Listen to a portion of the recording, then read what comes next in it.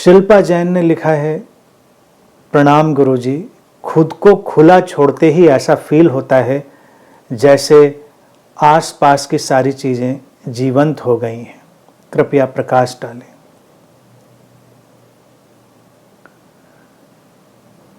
खुला छोड़ते ही आसपास की चीज़ें जीवंत हो गई हैं। मैं समझता हूँ जब भी तुम ओपन होते हो, रिसेप्टिव होते हो, तो जीवन के जो भी संवेदनशील पक्ष हैं, जो तुम्हारे चारों तरफ जीवंतता है, उससे तुम्हारा एक संपर्क बनता है।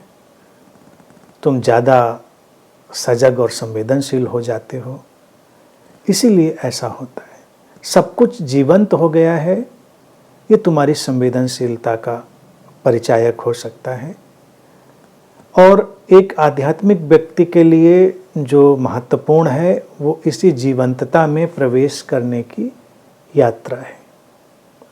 हमने इस जीवंतता में प्रवेश करने के लिए अनेक अनेक उपाय किए हैं कि जब तुम इतने खुले हुए ग्रहणशील हो, इतने स्वीकार से भरे हो कि सब कुछ जीवंत हो जाए,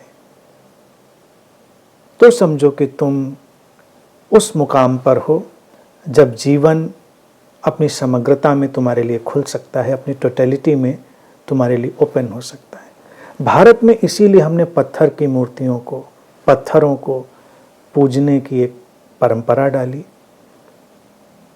कई लोग उसके अपने मजाक में चले जाते हैं, अंधविश्वास में चले जाते हैं कि कई लोगों को लगता है कि शायद उसमें लोग भगवान खोज रहे हैं।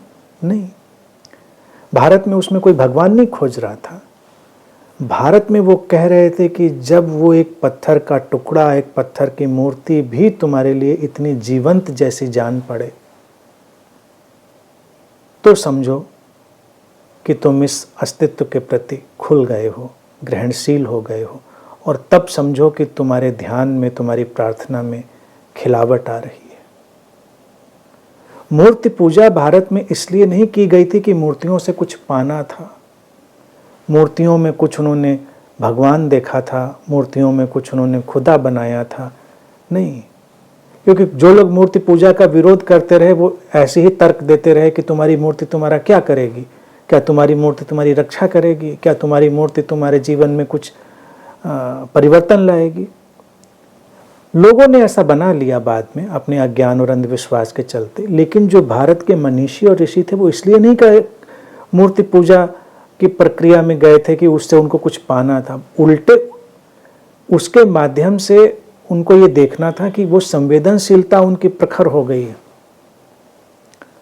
लेकिन हुआ क्या कालांतर में उल्टा कि जो मूर्तियों की तरफ संवेदनशील होने की कोशिश करनी चाहिए थी उनको, उसके बजाय वो असंवेदनशील और जड़ होते चले गए।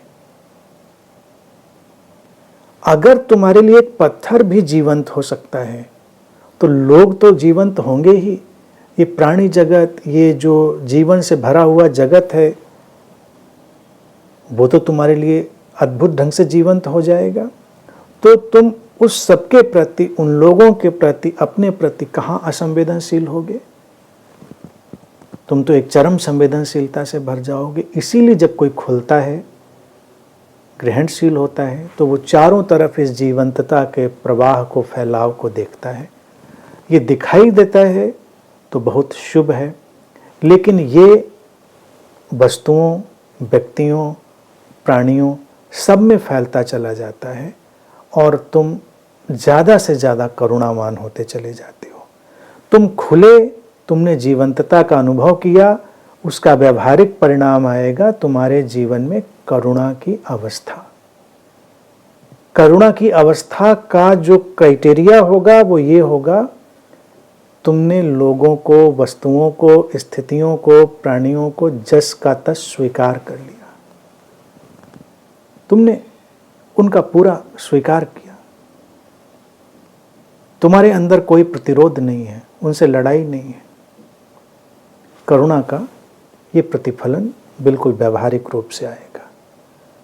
तो अगर ये सब घट रहा है तो शुभ है। फिर ये अंतरयात्रा ठीक दिशा में जा रही है, उसके प्रति तुम अस्तित्व के लिए अनुग्रहित हो सकते हो।